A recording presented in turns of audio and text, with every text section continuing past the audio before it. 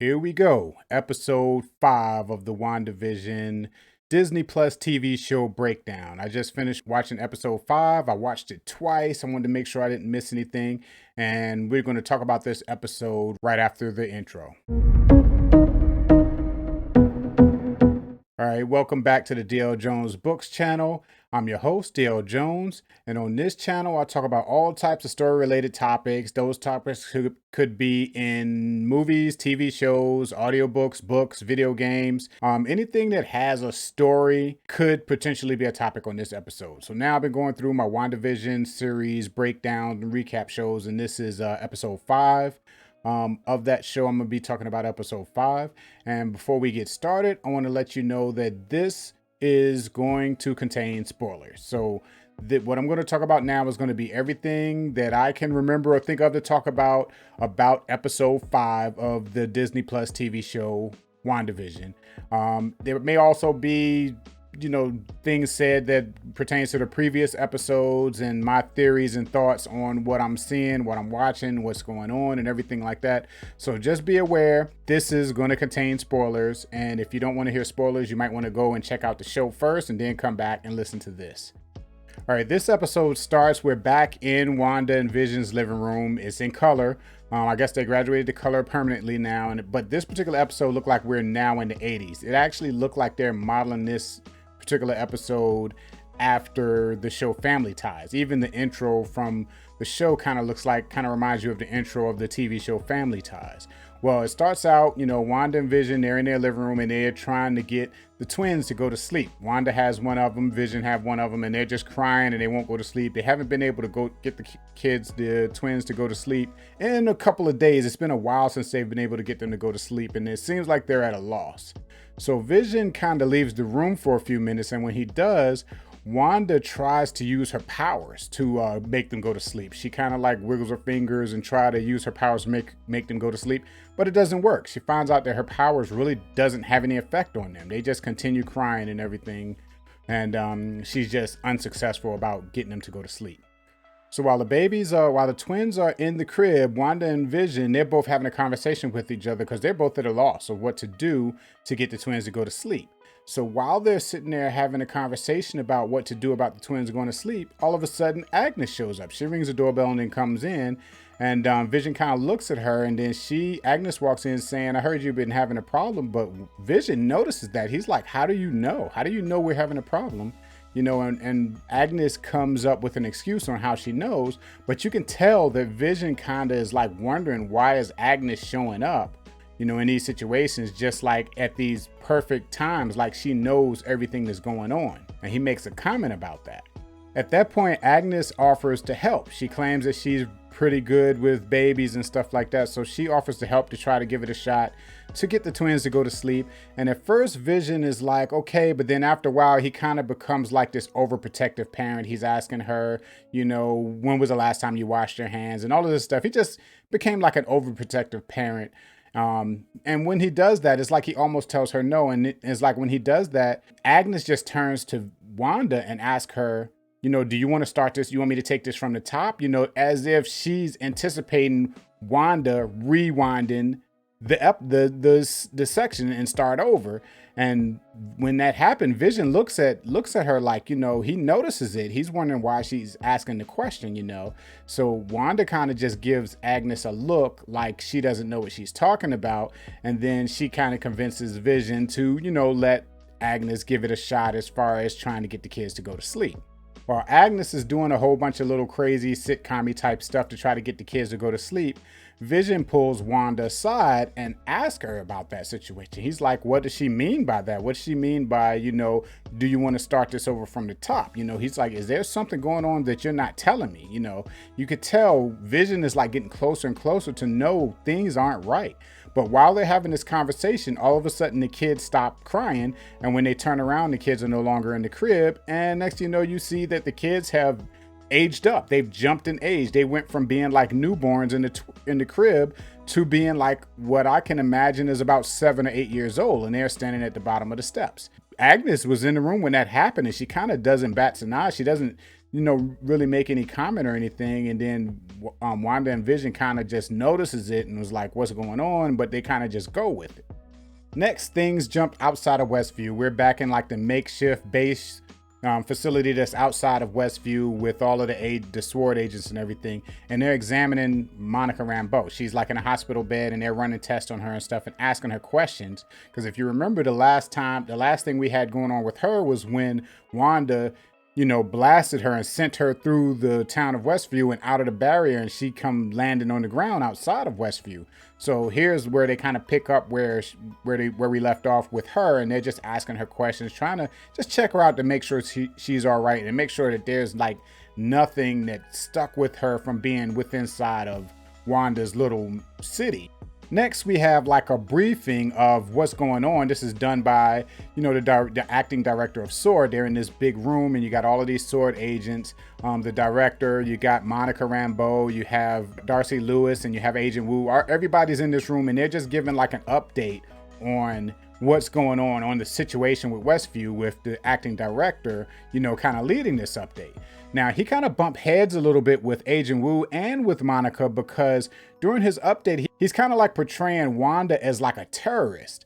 And Monica Rambeau and Agent Wu, they both don't feel that that's the case. They kind of disagree with them. So there's a little bit of a head bump going on in two situations with both of them, But that is all stopped when the acting director pulled out some footage that nobody had seen before. And this footage is supposedly happened 9 days prior to this incident, to that day. And it's just secret footage of Wanda breaking into a top secret facility and stealing Vision's body. She just broke into this facility. Nobody knew about this facility. And she just happened to break into this facility and she steals Vision's body. And that's when she stole his body and reanimated it. And that's how, according to the acting director, that's how Vision is now in Wanda's, little virtual city that's going on right now. Next, we're back in Wanda's house and we have the twins. They're standing in front of a kitchen sink and they're kind of like, they're talking about something, look like there's something they're trying to hide from Wanda. And then Wanda walks in the room and of course she quickly noticed that they're hiding something and she gets them to step aside. Gonna find out they have a puppy. They have a puppy that's in the kitchen sink. They're trying to give the puppy a bath, because I guess they found a stray puppy outside in the street somewhere and they brought him in the house and they're gonna ask Wanda if they can keep him. So while the twins is talking to Wanda got to a point where she was holding the puppy and she was talking about how cute the puppy was. Vision walks in the room, but he walks in with his regular face, not with the Vision face. And he noticed that they're having this conversation. He's trying to find out what's going on. And then he sees the puppy and, and so Wanda asked him, why does he have the face on? Why does he not use his real Vision face? And he says, he figured he might want to make sure he stay in his outside facing face because Agnes has been showing up so often that he's kind of thinking that she can pop up at any time. And he wanted to be, make sure that she don't pop in and see him with his Vision face. Well, just as he says that, the door opened up and Agnes walks in. And not only does she walk in, but she walk in with a doghouse, and Vision mentions, he was like, yeah, just like now, she just happens to pop up with just the thing we need, So you can tell Vision is like catching on to everything that's going on, So Agnes comes in with the doghouse and sits it on the table.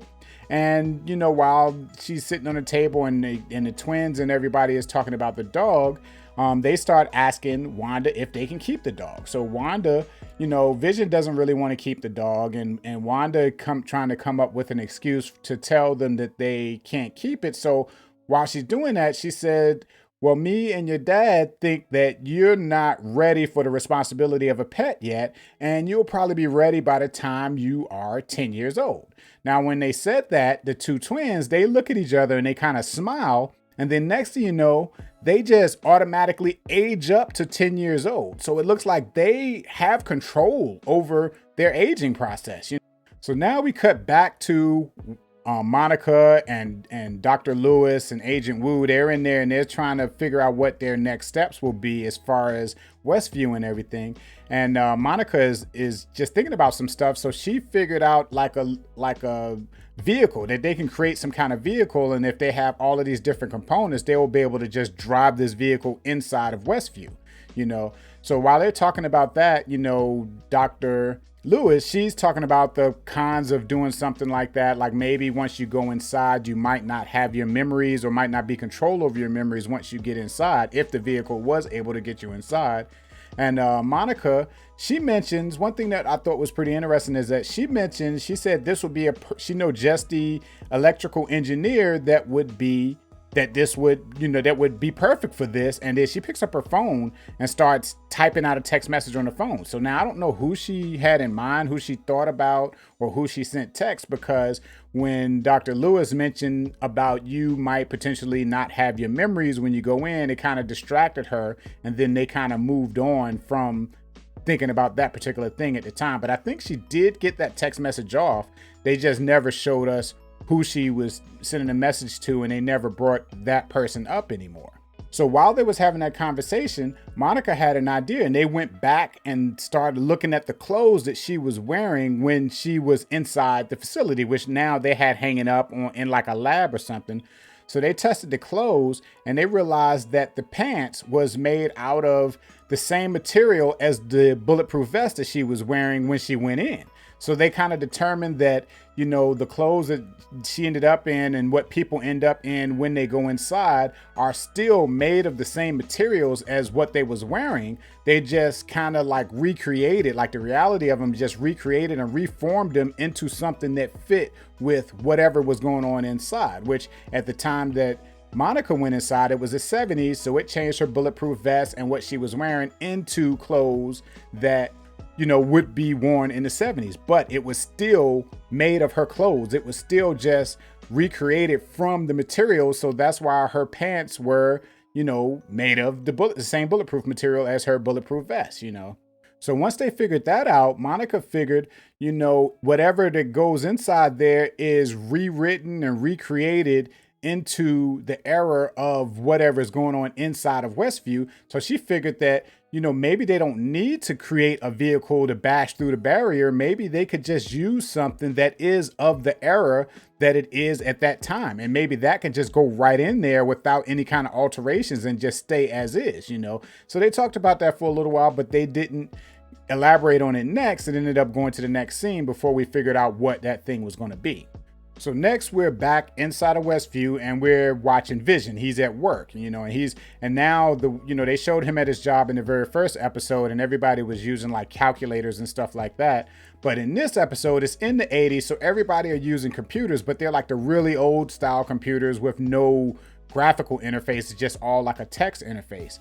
So his coworker, he goes over and he's talking to his coworker, and his coworker is talking about the computers and praising him for how much he knows about the computers. So then he decides, let's take a look to see what's on the internet. So he turns on the computer and the first thing that shows up is an email. You know, it's all text based, but there's an email that comes up on the screen, and on that email is an email that's from Darcy Lewis. It's from outside. It's from SWORD. It got a message in there where they're talking about, you know, high levels of radiation and not knowing what's going on. So when Vision sees that, he looks at it and it catches his attention. He's wondering what's going on. Well, right when he's reading it, everybody that's in the office got the email on their computer too, and they all kind of read it in unison. But they read it as if it was a joke, you know. So they started asking, what is he going to respond? You know, they was like, you're the funny man in the office. How are you going to respond? You know, they're all reading it like it's a joke, even though it's just a serious email with like factual information in it. So when he's noticed that, he kind of touched the computer, and the computer, and it kind of glows where his fingers touch the computer, and the computer shuts off. And it's like he kind of figures that he got control over some of the things that's in this world. So he looks at the guy that he's talking to. I think his name is Norm. He looks at him and he puts his hand on his temples, and the same thing happens. But what it does, it kind of takes him out of whatever trance or whatever power that was holding him to maintain his character within Westview. It takes him out of that. He becomes the real person. And when he becomes a real person, he starts panicking and he starts telling Vision, you have to help me. I haven't seen my family and I don't know how long I've been in here. He starts panicking and Vision is asking him, what are you talking about? What are you talking about? But he's panicking. And then after a while, it gets to a point where Vision kind of like touches his head and puts him back in the character. And it's like he completely forgets what he was saying and gets back into the character playing the role in Wanda's, sitcom type reality. Now, one thing about that, when he had Norm, when he took the spell off Norm for a minute, one thing I noticed was that Norm was saying that, she's doing this to us. She's doing to this. She has us under a spell. And Vision was asking her, who is she? Now, he never said who she was. He just kept saying she. But when I was watching, especially the second time I watched it, I was thinking that maybe the she that he's talking about is not necessarily Wanda. I was thinking that maybe, whoever created this world, maybe Wanda isn't the one that created this world. Maybe she is living in it and she knows it's fake and she knows she has power over things in the world, but maybe she's not the one that actually created the world. Okay, next we go back to, it jumps back to Wanda and the twins. They're in the room, they're playing with the dog. You got the two twins, you got Wanda and they're playing with the dog. And then they ask, where's their dad? And then Wanda tells them that he's at work. So this was a pretty interesting thing because at this point, the twins was like, why is he at work? It's a Saturday. And Wanda was like, no, it's Monday. And the twins was like, no, today is Saturday. So it looks like from that conversation, it looks like Wanda kind of made Vision think he had to go to work like it was a weekday, but it actually wasn't a weekday. It was a Saturday. But the kids, they knew it. So it looks like the kids are kind of like maybe they're independent. Like maybe they're not people that's under the same spell that everybody else in the town is. But then Wanda just was like, well, your dad had to go to work. Let's just leave it at that. But then right at that point, the dog started going crazy. It jumped off his lap, jumped off one of the twins' lap and ran to the door and was looking at the door and was barking, and the kids mentioned something about something's wrong with the dog. He's scared of something that's outside. Now, Wanda kind of looked at the dog for a second, but then she had a puzzled look on her face. But then it looked like she got serious, like she was angry. And she was like, told the twins to stay right here and let me go check this out. So she get up and she opens up the door. And when she opens up the door, the dog takes off running. But Wanda goes and notices something outside and she's looking at that. Next, we go back to Monica and you find out what she was talking about when she said, send something that was of that time through there. You won't have to worry about it changing or anything like that. And what they ended up doing is they ended up going back and finding a drone that was created in the 80s. It was an 80s drone, old school technology. So that way she was able to just fly the drone through the barrier and the drone didn't change or anything. It stayed at how it was because it was already something that was created in the 80s. And Wanda's city was now like in the 80s. So the drone just flew in and stayed, what it was, this drone. And they were looking at the camera footage of the drone through a monitor screen. And Wanda was controlling it with like joysticks as it flew through Westview. And that's what Wanda saw. When Wanda went outside the door, she looked up and she saw the drone, So Monica flew the drone over to Wanda and then she tried to talk to Wanda. She was like, Wanda, I just want to talk to you, but right when that happened, the acting director of Sword, he kind of like takes control of the drone away from Monica without her knowing and told whoever was controlling it to shoot missiles at Wanda, Monica, she's going crazy trying to get control over it, and then she's trying to tell her to stop. But then while they're looking at the screen, Wanda's eyes turn red, start glowing and stuff. And then all of a sudden the screen, the footage from the drone just turned black and they don't see it anymore. Okay, so right after that, back in the Sword little makeshift headquarters, they start getting this alarm that the barrier had been breached. So everybody assemble, all the Sword agents and all of this kind of stuff, men with guns and all of that stuff. They all assemble right outside the barrier. And what you end up seeing is a very pissed off Wanda walking out through the barrier. She just passed through the barrier and she walks out and she's dragging the drone. She's holding the drone in her hand and she's dragging the drone. And you can see where the drone got like the red glow around it. I guess Wanda used her powers to knock it out of the sky, had the red glow around it.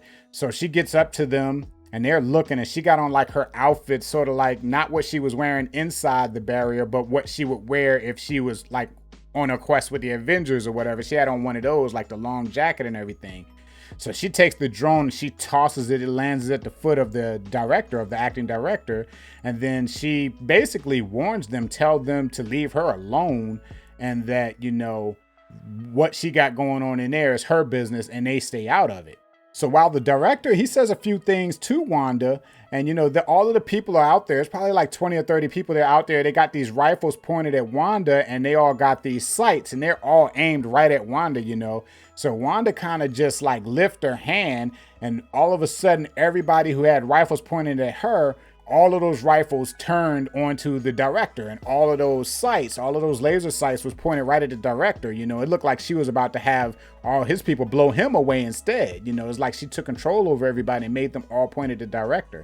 At that point, Monica kind of stepped out, and Monica tried to, talk with her, was telling her, I'm not your enemy, I'm your friend. I know, he's like, you met me in there, and you know that you can trust me. I'm not here to, hurt you or anything. And so then Wanda was like, well, what can you do for me? And then Monica asked her, well, what do you want? And Wanda said, well, I have everything I want inside there. And she was like, you guys better leave me alone, So she turns around at that point and walks back to the barrier, and she kind of like places her hand on the barrier, and the barrier went from being like a clear energy barrier that surrounded the city. It just started filling up with red, and the whole barrier turned red. It's sort of like I guess she put some extra protection on the barrier to make sure nobody can pass through again. Well, after she did that, she kind of went back into the barrier. Then as soon as she went back into the barrier, all of the soldiers and stuff that had their weapons pointed on the acting director, they all regained control of their stuff, and they, pointed down their weapons and everything. Now we go to a commercial. I think they skipped the commercial in episode 4, but they went back to having another commercial before they went on to what was going on. And this commercial was pretty short, and it was basically a commercial for like paper towels. It was called Lagos Paper Towels, and I didn't see a whole lot into it. I'm sure Lagos means something, because so far every single commercial, the product name had something that was related to somebody else in the MCU. I wasn't familiar with what Lagos mean. I'm gonna have to do some research to try to find out, but that's what happened next. And it was a pretty short commercial. It wasn't even, all of the commercials have been short, but this one was shorter than the ones that was like in episode 1, 2, and 3.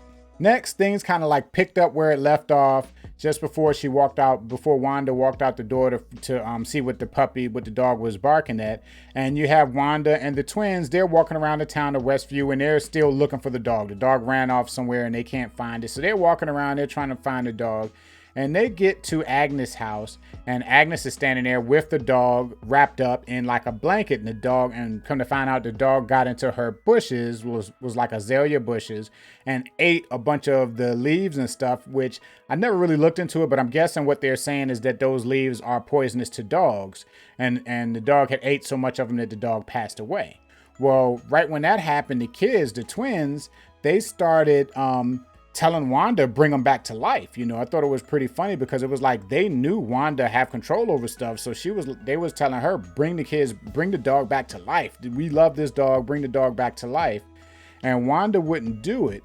So then right when it was to a point where Wanda wouldn't do it, the twins, they looked at each other like they was about to age up again, but Wanda stopped them. Wanda told them, don't age up yet. He was like, you can't do this every time something happens that you don't like. You have to live with things and all this kind of stuff. So they didn't age up.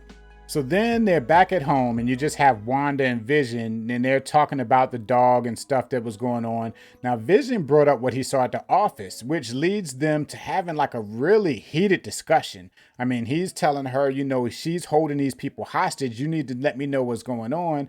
And Wanda's kind of acting like she don't know what you're talking about, and they get into such a heated discussion. Vision actually raised his voice, and they actually get to where they're both floating in the middle of the living room looking like they're about to battle, and then Wanda kind of tells him, do you think I'm the one that's controlling all of this stuff? He was like, I'm not the one that's controlling everything. And she said something that kind of made me think about something that I said earlier, is that she said that she don't know how this place got here. She's like, this place was here when she first arrived. She don't know how it got here. She didn't start this place. Now, I don't know if she was telling the truth or not, but and Vision kind of didn't believe her. And then right when she said that, somebody knocked on the door. And when somebody knocked on the door, Vision kind of looked at her like she did it, because I think at this point Vision is thinking that everything that's happening is of Wanda's doing. So every time somebody knock on the door, and every time they need this, and every time they need that, and these people show up, he's thinking that Wanda has been the one that was causing all of this stuff to happen this whole time. And so when somebody knock on the door, he kind of gives Wanda a look. Now Wanda looks at him and was like, I didn't do this. I don't know who that is. I didn't summon nobody to the door. And then Vision still gives her a look, and she's like, you don't believe me, do you? And he said, no. So then she gets up and she goes to the door. And when she opens up the door, she's shocked. You know, she's just looking at the screen and she's shocked. And at the same time, you know, the camera's cutting back to Darcy, to Dr. Lewis. She's still sitting in the makeshift headquarters outside of Westview, and she's watching them on her monitor. So she's watching what's going on as if it's like a TV show. And then when the camera finally pans around to show you who it is at the door, come to find out it's her brother Pietro. But it's not the Quicksilver that we see in the Avengers movies.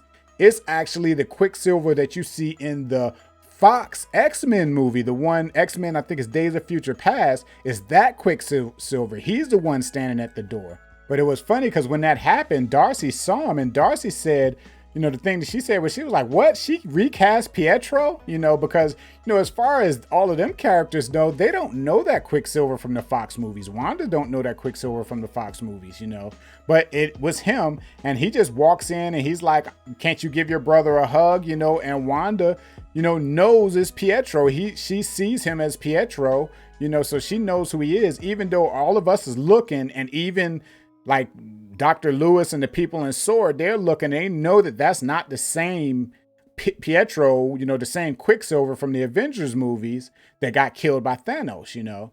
So then the episode ends with that, you know, the episode ends with her giving Pietro a hug, and then, you know, of course the credits roll, and that's the end of the episode. But yeah, it felt like a longer episode than the other ones. A lot of stuff happened, you know, between Vision, several incidents where Vision is noticing the things, and then him confronting Wanda about the situation about how Monica and Dr. Lewis and Agent Wu was finding out different little things going on with how to get into the city and all of that stuff. And then they send a drone. It's like a lot of stuff happened in this episode, you know, in such a small amount of time. It was packed with things that happened. Made the episode feel longer than it really was. It still was only about 30 minutes, but a lot of stuff happened, and I pretty much enjoyed the episode. As far as going forward, I kind of don't know of any extra stuff. All I do know is that, you know, we do now know that Vision knows he don't know what's going on, but he knows that somebody is controlling these people. Right now, he thinks it's Wanda, and he knows that Agnes, you know, she said enough in this episode to know that she knows that Wanda is controlling things, because she actually tried to initiate a rewind at one point, you know, earlier in the episode. So she knows that stuff is going on. She saw the kids when they went from age 7 to age 10, you know, she saw it. And it's funny because she was holding the dogs when the kids jumped up from age 7 to age 10. And she made a comment. She said something like, well, I hope this dog stays the same size. So, you know, she's aware of what's going on. She even made a comment about it. But yeah, so far, a lot of stuff happened in this episode. It was pretty interesting. I'm excited to see what's going to happen next in the next episode. Now, the thing about her brother, Pietro, recently, like this past week, I heard that he was going to be in the show. So it wasn't like a super surprise to me when he showed up, but if it was a situation where I hadn't already heard that he was going to be in a show, like casting rumors and stuff like that, this would have been a huge surprise to me. I'd have been like, what is he doing here? But I had already heard it. I didn't know it was going to happen in this episode. And when somebody knocked on the door and they was kind of pausing before they showed you who the person was, it didn't even occur to me that that's who it was going to be. But when it did show him, I was like, okay, yeah, that's right. He is supposed to be on this show. You know, I had already heard it, so it wasn't as much of a surprise as I thought it was going to be. But overall, I enjoyed the episode. And if you like, you know, these recaps or any type of story related topics, make sure you click the like button and click subscribe. Make sure you click the bell to make sure you get all of the notifications and stuff for when I post up new videos. And thank you for watching. I'll see you next time. You made it to the end of the video. Thank you for watching. While you're here, why don't you check out that video right there, or maybe that one right there, and you know, while you're at it, go ahead and click my image in the middle there and subscribe to this channel.